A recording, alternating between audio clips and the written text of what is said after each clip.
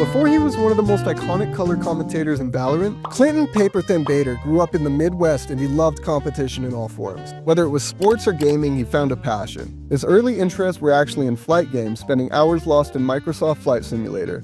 However, his first true idol wasn't a pilot. It was Pat Hughes, the legendary radio voice of the Chicago Cubs. That rhythm, cadence, and connection, Clinton loved it. But during that time, he was actually trying his hand in esports as it was starting to bubble up. He made a brief stint in competitive Halo, but wasn't quite good enough to break through the scene as a player. He graduated in 2003 with a degree in physics, but it didn't quite suit him.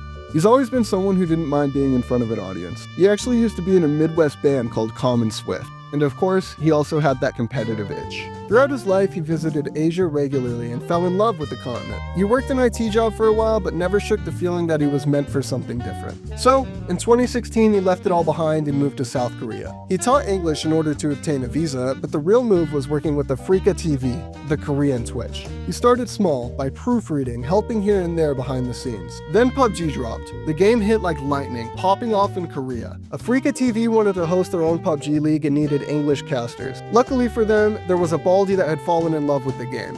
No, not that Baldy. Get out of here, you. Paperthin raised his hand. He already had a foot in the door working in the background with Africa TV. Now he had his shot, and he ran with it. Over the next few years, Paperthin would become a defining voice in the Korean PUBG scene. He knew the game, but more importantly, he knew how to talk about it.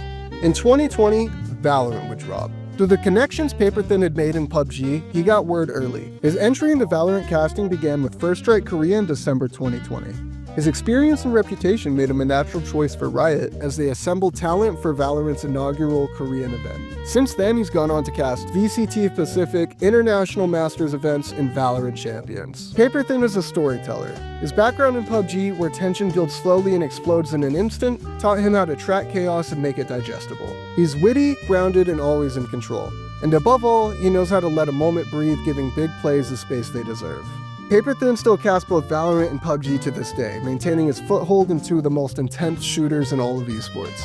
Whether it's a top 16 standoff in Seoul or an international LAN, if there's chaos, Paperthin's probably narrating it. He also hosted a podcast called Pixelsmiths back in 2021, where he talked to independent artists about their ventures, but the podcast hasn't seen an upload since 2022. Whatever his future holds, I know I'll be watching.